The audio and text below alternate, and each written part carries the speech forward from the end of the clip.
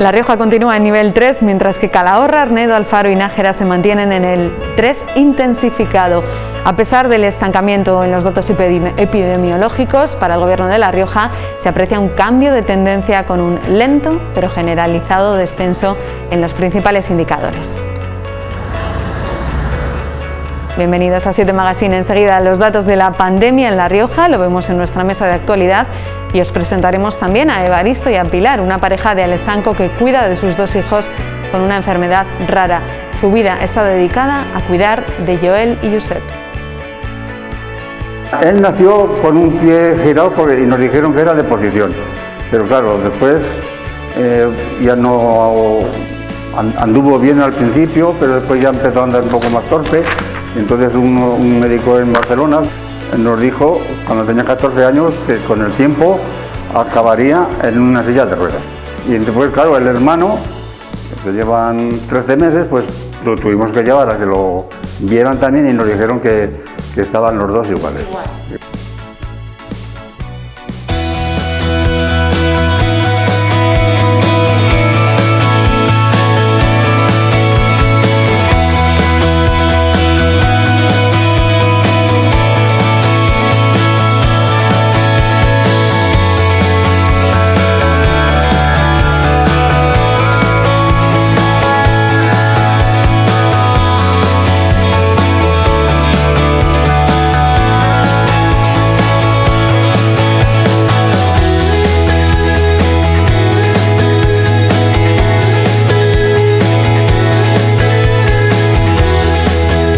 Comienza 7 Magazine en las 7 de La Rioja en esta jornada de miércoles, y como cada miércoles lo hacemos con nuestra mesa de actualidad. Ya nos acompañan David Muntión. Hola David, ¿qué tal? Muy buenas tardes. Bienvenido. Y José María Marcolain. Hola, buenas. ¿Qué tal? Bienvenido.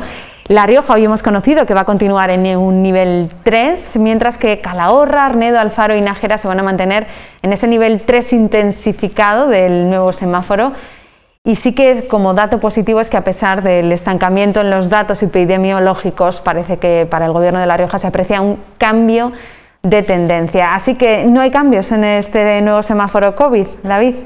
Sí, todavía es pronto para valorar estas fiestas que ha habido con la salida del confinamiento. Veremos de aquí a una semana cómo se ha traducido, ya no en cuanto a letalidad, que parece que está bastante estancado, sino a nivel de contagios, donde vemos que también, aparte de una repercusión social, como puede ser el caso de los fallecimientos, también tiene una repercusión económica el hecho de que haya gente contagiada, el tiempo que se pierde en hacer esas pruebas y las consecuencias que puede tener dentro de una empresa el que haya uno o varios contagiados, ¿no? Desde luego que hay que valorar las imágenes que nos dejaron el fin de semana. ¿Qué valoración hacemos, José María? Pues mala, porque es verdad que hay que esperar, yo creo que 2 o 3 semanas para, como bien decía David, para ver un poco el impacto de este nuevo escenario. Sí que es verdad que los datos que hoy se reflejan son los datos que vienen de un estado de alarma, y vamos a ver dentro de 3 semanas, cuando se traduzca esa libertad o esa falta de restricciones que ya no hay, veremos a ver de qué manera. Por supuesto que yo me he mostrado muy crítico desde el principio de que no podemos pasar del todo a la nada, de la noche a la mañana, como literalmente así ha sido, y sobre todo qué mensaje se ha dado a la población, una población de cualquier edad, no solamente joven, de que realmente hoy no pueda salir de Arnedo a Erce, pero al día siguiente ya me pueda ir a donde quiera de España, ¿no? Entonces eso es algo que hay que revisar. Bueno, de momento lo que sí continuamos, La Rioja a nivel comunidad continúa en el nivel 3 de ese semáforo, nuevo semáforo COVID, pero hay ciertos municipios como Calahorra, Arnedo, Alfaro y Nájera que se mantienen en ese nivel 3 intensificado. Esto es lo que decía la consejera de Salud, Sara Alba. Ha acordado mantener a la Comunidad Autónoma de La Rioja en su conjunto en el nivel 3 y en el nivel 3 intensificado a los municipios de Calahorra, Arnedo, Alfaro y Nájera. No hay novedad, por tanto, en los niveles acordados desde el pasado viernes, ni tampoco habrá cierres perimetrales ni toques de queda. Claro, es un poco lo que decías al principio, David, no hay novedad de momento, pero susceptibles a que en las próximas semanas, como apuntabais los dos, podría haber novedades en esta tendencia. Sí, evidentemente las mismas normas que han hecho que se impidiera que nos juntáramos en fiestas son las que deberían seguir vigentes, puesto que el peligro es el mismo. No es cierto que hace 15 días no se pudieran celebrar fiestas porque había una posibilidad alta de contagio, a lo que hemos visto pues este sábado pasado, ¿no? De gente llenando la calle sin mascarillas, sin ningún tipo de medida de seguridad, y estamos ante el mismo escenario que nos encontramos cada vez que nos han dado un poco de libertad. Pasamos, como decía José María, del todo a la nada. Hemos pasado de que esté todo completamente restringido a esa falta de restricciones que se ha interpretado mal en muchas ocasiones. Ha habido poca labor didáctica a la hora de decir que una vez más se debería apelar a la responsabilidad de cada uno y que no se dieran esas fiestas que hemos visto o esas reuniones semiclandestinas en pisos donde no había ningún tipo de restricción. Claro, la responsabilidad individual ahora más que nunca, o no sé si lo ves así o no. Bueno, la responsabilidad individual en realidad siempre ha sido importante. Claro, siempre ha estado ahí. Claro, y siempre ha sido importante desde el principio. Lo único que es verdad que había una legislación que aunque tuviéramos ganas de algo no podíamos hacerlo, ¿no? Es decir, la responsabilidad individual estaba reforzada por la legislación. ¿Qué ocurre? Pues por las razones que no termino muy bien de entender, pues desde el Estado se quita ese estado de alarma a nivel nacional, dejan a las autonomías sin ningún tipo de herramienta para poder legislar en derechos fundamentales como la libertad de movimiento o el tema de la reunión, y lo que hacen es, pues al final, saturar a la justicia y antes de eso yo creo que lo que han decidido es, bueno, hacer lo que queráis, eso sí, con mascarilla, y luego ya veremos en 3 semanas o en 2 semanas qué es lo que pasa y si vamos a tener que volver a reactivar esto. En realidad me da mucha rabia, no solamente porque aquí, en este tipo de cosas, no solamente se ven afectados quienes incumplen, sino que realmente hay muchos inocentes que se van a ver afectados. Se van a ver afectados también los sistemas sanitarios ya de por sí maltrechos, y además tenemos la justicia como tenemos, y si encima delegamos en los jueces aspectos como estos, que se supone que tenemos el marco jurídico para ello, en realidad, ¿dónde estamos avanzando? Y que la situación de verdad creo que sigue todavía siendo muy, muy preocupante. Y o nos mentalizamos de esto de una vez o nunca vamos a salir de este pozo. Claro, está preocupado mucho a colegios de médicos, de enfermería, al personal sanitario en general, ¿no? Que ha mostrado una rotunda preocupación por las imágenes que se han visto este fin de semana. Hemos visto también muy preocupado a Fernando Simón, que tras las imágenes del fin de semana decía esto.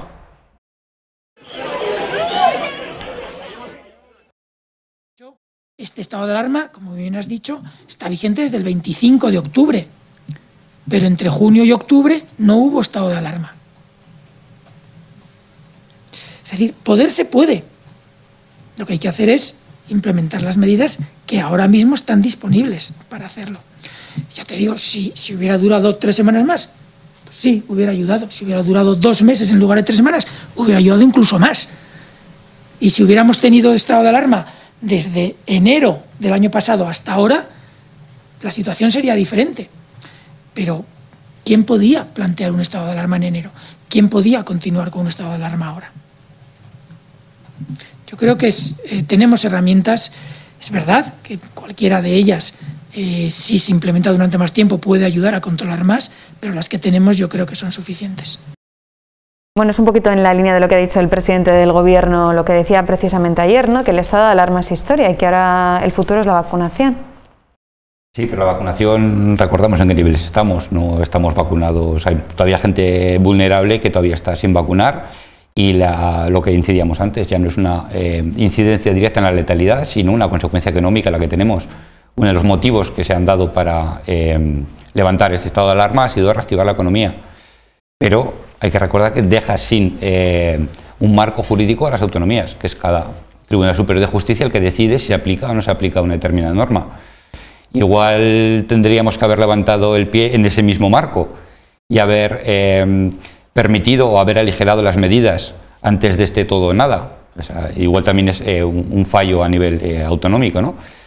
Pero el dejarnos así, sin un marco en el que actuar, donde cada comunidad vemos cómo responde de manera diferente a las mismas normas, y los jueces no tienen la herramienta necesaria para poder habilitar o no habilitar una determinada medida.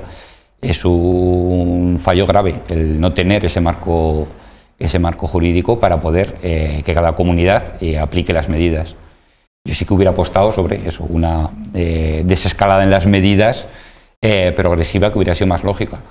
que hubieran dicho que se acababa este estado de alarma, que se prorrogaba, pero que instaba a las comunidades a ir poco a poco levantando medidas y hubiéramos medido cuál hubiera sido la repercusión haciendo cambios cada 15 días, que es cuando parece que se manifiesta la propagación del virus y las infecciones. No así que igual dentro de 15 días las medidas estamos desbocados otra vez. ¿Qué vamos a hacer? Otro estado de alarma. Cuando en una comunidad se dé un contagio muchísimo mayor que en la otra, ¿cómo tiene que actuar? ¿Se queda todo en manos del Tribunal Superior de Justicia? Entonces, estamos prácticamente indefensos en esa situación. Y todo apunta a que no, a que precisamente aunque haya comunidades con diferentes ratios de infecciones, el estado de alarma es historia, eso insisten desde el gobierno, no solo el presidente. Mira, yo creo que no hay una... O sea, el debate no es... O sea, sí, en parte sí que es el debate si estado de alarma, sí estado de alarma. Yo creo que realmente donde tenemos que poner el foco es por qué, si hay una incidencia que estaba en su momento obligando a establecer restricciones tan duras, cómo de la noche a la mañana se quitan. Es decir, o no hacían falta antes o no hacían falta ahora. Eso es lo que realmente nos ha sorprendido a muchos. Segundo, ¿por qué no se ha hecho algo más gradual? Tercero, claro que la vacunación, claro que a medida que vaya avanzando la vacunación vamos a notar una menor letalidad, un menor presión hospitalaria, claro que sí. Pero ¿estamos en ese punto todavía o todavía no? Entonces, la duda que a mí me crea es, todo el esfuerzo que hemos hecho todos durante todo este tiempo a nivel social, a nivel sanitario, a nivel económico, el llegar hasta aquí y por la razón que sea, se ha quitado el marco jurídico que ha obligado y ha abocado a muchas autonomías a retirar o a devolver una situación en la que evidentemente la ciudadanía lo ha interpretado como lo ha interpretado. Por fin somos libres, entre comillas, con esos riesgos y esas cosas que suponen. Pero, insisto, ¿dónde está el problema? El problema está en que no ha habido una graduación, en que no ha habido una labor pedagógica, como bien apuntaba David, y que al fin y al cabo parece y ha dado la sensación, este fin de semana hemos tenido esa sensación de que el virus ya no está. Y yo lo siento mucho, pero todavía es pronto para determinar eso y ojalá, de verdad, ojalá dentro de 3 semanas nos vamos a sentar en esta mesa, Silvia y David, y digamos, hostia, qué equivocados estábamos. Y entonces diré, me alegro por primera vez de estar muy equivocado, pero me da que no va a ser así. Claro, no tenemos esa sensación de desescalada que hace un año precisamente estábamos viviendo, ¿no? Con alegría cada paso que se nos daba hacia esa desescalada. Teníamos la sensación de desescalada que quizás ahora es lo que no tenemos, ¿no? Parece, como decías, Marcolán, que ya el sábado se celebraba mucho en las calles de muchas ciudades españolas. Sí, porque teníamos esa idea de que el virus iba a desaparecer y es algo que el tiempo nos ha enseñado que no es algo que aparezca y desaparezca al año, a los 2 años. Vamos a tener que aprender a convivir con ello, igual que convivimos con la gripe, en la que cada campaña anual va cambiando el virus y va afectando de diferente manera. Todos oímos que hay una gripe más fuerte, una gripe más leve, entonces nos tendremos que acostumbrar a convivir con él. Pero llegar a ello con una primera vacuna, todo el mundo, que lógicamente habrá que reforzar con campañas sucesivas a lo largo de los años, pero no tiene pinta. Vemos el caso de la India, donde está completamente desbocado. Sabemos que se están provocando las mutaciones del virus a un ritmo muchísimo más rápido. Es inevitable que esas mutaciones vuelvan. Cuando hablamos de pandemia nos acordamos siempre de epidemias históricas, en las que se podían bloquear las comunicaciones, en las que no había esta globalización que vivimos hoy en día. Es que un virus que surge en China lo tenemos aquí en una semana. Porque hay viajes, hay movimiento, hay un movimiento muchísimo mayor. No estamos hablando ni de la gripe española, ni de la peste negra, ni de ese tipo de epidemias que llega a un punto en el que se podían cortar o se podían acotar. Esto nos va a llevar a aprender. Gracias a Dios la medicina ha avanzado muchísimo y el tema de vacunas pues también ha avanzado, pero es algo que tendremos que concienciarnos que esto no se va a acabar de un año para otro. Lo que sí vamos a aprender es a convivir con ello. La mascarilla, que no estábamos acostumbrados a utilizarla, pues habrá épocas en las que seguramente se nos recomiende, pues porque ese año viene más fuerte o como medida de prevención personal. Antes se nos hacía muy raro al inicio de esta pandemia el vernos con la mascarilla y lo veíamos, todos era muy incómoda, todos nos empañaban las gafas, todos no teníamos soluciones para ella, pero hoy en día ya es algo muy natural, pues ha venido también para quedarse. Hoy decía Alberto Núñez Feijóo, el presidente de la Xunta de Galicia, que puede para finales de julio-agosto que ya no haya mascarilla, que no sea obligatorio las mascarillas en Galicia, en espacios abiertos. Veremos cómo evoluciona todo esto. Y la vacunación, el ritmo de la vacunación, que seguimos muy pendientes, a ver cómo se va gestando, porque parece que esta semana ha habido un retraso. Sí, ha bajado un poco el ritmo. Ahí sí que hay que entender que el Gobierno de La Rioja pues, no es responsable de que no haya vacunas o haya o no, sino que es la responsable de administrarla con eficacia, ¿no? Yo viniendo para aquí pensando en este tema, me estaba pensando en toda la logística que conlleva realmente que tantas miles de personas se estén vacunando, ya no solamente en La Rioja, sino en España, en el mundo en general, que realmente no somos conscientes, no solamente del hito histórico de haber conseguido una vacuna en tiempo récord, con tantos científicos investigando, sino ahora toda la capacidad que estamos teniendo. Ya no hablo de producción, porque ahí estamos demostrando que somos un poco lentos, pero en lo que es la administración sí que estamos demostrando un auténtico reto logístico que no nos estamos parando a pensar, pero que está siendo brutal. El enorme esfuerzo, no solamente de que el enfermero o la enfermera nos inyecte la vacuna, sino toda la logística que hay detrás de cada punto de vacunación en cada cabecera de comarca y en cada punto como está habiendo. Y eso es un tema que además, precisamente cuando se celebra el Día de la Enfermería, es un punto muy importante para recordar y reconocer, en este caso no solamente al personal de enfermería, sino a todo el personal logístico y voluntario que hay detrás de cada punto de vacunación. Precisamente hoy celebramos el Día Mundial de la Enfermería y estará con nosotros también en nuestro programa la presidenta del Colegio de Enfermería de La Rioja, Elisa Elías, en unos minutos aquí en el plató de 7 Magazine. Hoy precisamente alertaba la OMS también de esa variante india, la calificaba de variante de preocupación mundial. Es cierto que esas cuestiones sí que son las que siguen asustándonos un poquito y que rompen esa tendencia de positividad cuando vienen y escuchamos estas noticias de que la variante llega aquí, como tú decías, en menos de una semana.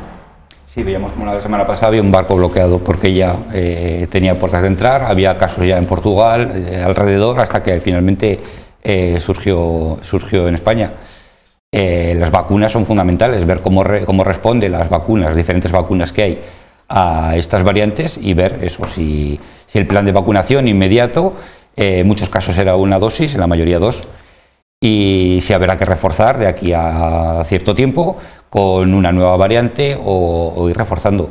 Lo básico que es que nuestro cuerpo conozca el virus y sea capaz de reaccionar a él, es lo que nos va a dar menores índices de letalidad. Pero aún así, una variante nueva que surja, cualquier mutación, siempre es un peligro. Las variantes del virus, las mutaciones, que suena muy mal, las mutaciones normalmente hacen más leve el virus. Por norma general, lo hacen más infeccioso y menos letal. Pero pues siempre surgen otras variantes que pueden afectar de diferente forma. La velocidad también a la hora de detectar cómo hay una mutación, cómo se está propagando, y ya se ponen a trabajar las farmacéuticas, los científicos se ponen a trabajar en ver si sus vacunas responden de manera eficaz ante ese virus. Pero vemos las vacunas, como hemos cambiado pauta de que había que ponerse X vacuna a los 3 meses o a la semana, y las estamos modificando y estamos viendo a medida que pasa el tiempo cómo podemos modificar esas pautas y cómo pueden ser seguras. Precisamente, no sé si lo habéis escuchado, un informe de la Organización Mundial de la Salud que aseguraba que la pandemia se pudo evitar y que el liderazgo político estuvo ausente. Vino a decir como que el mes de febrero fue un mes inhábil, ¿no? Que se podían haber hecho cosas y que no se hicieron, ese tirón de orejas, pero la verdad que preocupa un poco pensar que desde la OMS dicen esto, que se pudo evitar. Cuando la pandemia, muchos de los que ya veníamos desde enero diciendo, y ahí están las redes sociales y los mensajes que están guardados en esas fechas, decíamos que esto no era una simple gripe, ahora muchos nos llamaron a capitán posteriori o algo así, ¿no? Como diciendo, no, es que es muy fácil hablar cuando se ha sabido. Yo es algo que nunca llegaré a entender cómo, con todo el acceso a la información que tenemos, con todos los servicios de inteligencia que tienen los países con más presupuesto, con todo lo que hay ahora mismo encima de la mesa, que no se viera venir. Es que no lo termino de comprender cuando a finales de enero, ya a nada que a nivel civil, a nivel personas que no tenemos ningún tipo de responsabilidad ni acceso a información privilegiada, a nada que hablábamos con gente de China o gente que conocíamos las emergencias, ya nos decían, es que esto que viene no es una gripe. Claro, luego ¿qué pasa? Que luego había parte del personal sanitario que te decía, no, tranquilo, es que esto es una gripe, que no pasa nada. Entonces al final te la acabas creyendo, ¿no? Porque la gente que sabe más que tú, cuando te habla de algo, pues bueno, Y luego nos encontramos esta sorpresa. Entonces, desconozco exactamente qué dice ese informe de la OMS, pero que todos desde el principio hemos dicho que el mundo no estuvo a la altura de una situación tan grave como la que hemos vivido, estamos viviendo, y afortunadamente, aunque estemos al final del túnel, todavía nos queda, el mundo no estuvo a la altura de una situación tan preocupante. Bueno, señala que en febrero de 2020 como el mes de las oportunidades perdidas, cuando los países prefirieron esperar a actuar, y que también este documento hace un llamamiento para introducir cambios radicales para futuras pandemias, ¿no? Esto también es una cuestión que ya la vamos asentando, ¿no?, como ciudadanía, que llegarán nuevas pandemias y ojalá hayamos aprendido algo. Sí, hay que recordar también que en febrero los países escudaban en que la Organización Mundial de la Salud no lo había declarado como pandemia, entonces parece que estaban esperando actuar a que eso fuera declarado como pandemia para empezar a tomar decisiones. Yo confío en que los países a nivel interno, por lo menos, sí tenían información de qué era lo que ocurría, pero el decir que en febrero se hubiera podido evitar lo considero muy arriesgado, muy arriesgado. Sí, estoy de acuerdo en que cuanto antes se actúe, más se puede contener el daño que se ha producido, pero viendo el nivel de vida a nivel mundial que estamos llevando en cuanto a tránsitos ya no solo de personas, sino de mercancías y cómo se mueven de un lado al otro del mundo en cuestión de días, cualquier tipo de mercancía, me parece arriesgado decir que tomar una decisión en ese momento o cerrar completamente las fronteras hubiera parado esta pandemia. Estamos pensando en países habitualmente desarrollados, pero ¿cómo controlamos fronteras en países africanos en los que no existe ese control de fronteras? ¿Cómo evitas que salgan de un sitio a otro? Entonces, bueno, desde el punto de vista de país desarrollado, que podíamos haber levantado unas barreras férreas y haber evitado, pues que en el mundo creo que solo está el caso de Corea del Norte, en el que sí que se dio ese efecto de levantar fronteras, que las tienen habitualmente levantadas, y cómo aparentemente han evitado el contagio. Y habría que ver, pues porque es un país que recibe mucho mano de obra que viaja a China de manera diaria, entonces habría que ver si ese dato también es cierto. Es muy complejo articular eso, una afirmación como que haber actuado en febrero hubiera supuesto paralizar la pandemia. Desde luego ese titular como conclusión es llamativo y seguro que en próximas semanas continuaremos analizando. Vamos a cambiar de tema, si os parece. Vamos a dejar a un ladito la pandemia, porque ayer fue un día importante para La Rioja. El Congreso acogió el debate de la totalidad de la Ley Orgánica 3/1982, el Estatuto de Autonomía de La Rioja, un documento aprobado ya hace 2 años, pero cuya tramitación quedó en suspenso por la pandemia de la COVID-19. Los representantes del Parlamento Regional fueron los encargados de defender esta propuesta de reforma ante los diputados nacionales y con la que apelaron a la oportunidad de que este texto brinda a la comunidad para modernizarse y adaptarse a esta nueva realidad. Por lo tanto, hoy es un día feliz para toda la ciudadanía riojana, porque actualizamos nuestro estatuto, reforzamos derechos, reforzamos la igualdad de género principalmente, y bueno, hacemos que esa calidad democrática que ha quedado un poco debilitada por gobiernos anteriores, bueno, pues se refuerce. Bueno, pues ahí estaba la presidenta del Gobierno de La Rioja, Concha Andreu, a las puertas del Congreso, haciendo esa valoración de un día importante, decía ayer, para la historia de La Rioja. Sí, la reforma del estatuto ha sido fundamentalmente estética, no cambia en gran cosa lo que es el estatuto, se introducen algunas reformas que eran necesarias. La sociedad empuja, por ejemplo, a que se reduzcan los aforamientos de los diputados, entonces está bien que lo incorporen. Pero hay otras muchas artículos que llevamos desde tiempo atrás. Un ejemplo claro es el artículo 46, que defiende la comisión paritaria para debatir sobre el efecto frontera y cómo se tiene que ser compensada La Rioja por ese efecto frontera, y no se ha convocado nunca. Los 3 partidos que ayer lo exponían tienen representación en el Parlamento y nunca han defendido que se conforme esa comisión y que se debata realmente cómo compensar el efecto frontera por ser territorio limítrofe con Navarra y País Vasco, donde tiene una fiscalidad claramente mejor.